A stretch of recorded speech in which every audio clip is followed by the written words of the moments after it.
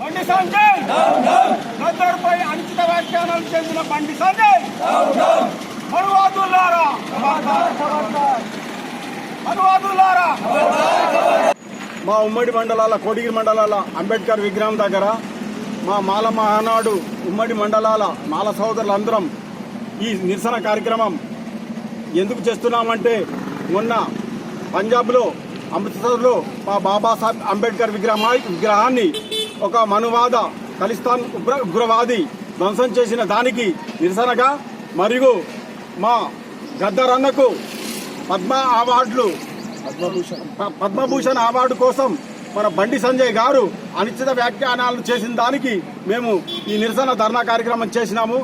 అంటే బండి సంజయ్ అనే వ్యక్తి ఈ తెలంగాణలో ఎంపీ అయిందంటే అది మన గద్దరన్న గజ్జ కట్టి గోచిపెట్టి గొంగడేసుకొని మన తెలంగాణ వాయిస్ని అనేది అప్పుడు ఉగ్రరూపంగా జరిగేటట్లు చేయడానికి ఆయన పాటలు పాడినాడు.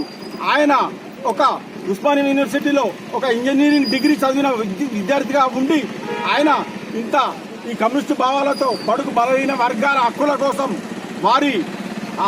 వారి సమస్యల కోసం పోరాడిన వ్యక్తి ఆయనను పట్టుకొని నువ్వు నక్సలైట్ అంటే నడిచిపోతుందా?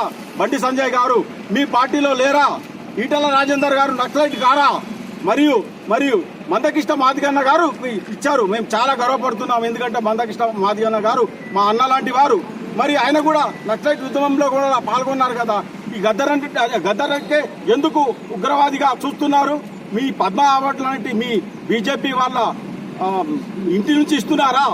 అప్పుడు ఒక మంచి సమాజ సేవ చేసిన వాళ్ళకు, కళాకారులకు, మళ్ళీ వ్యాపారస్తులకు, మంచి వ్యాపారం చేసిన వాళ్లకు, దేశాభివృద్ధి కోసం కృషి చేసిన వాళ్లకు ఈ పద్మభూషణ్ అవార్డు ఇచ్చేవారు.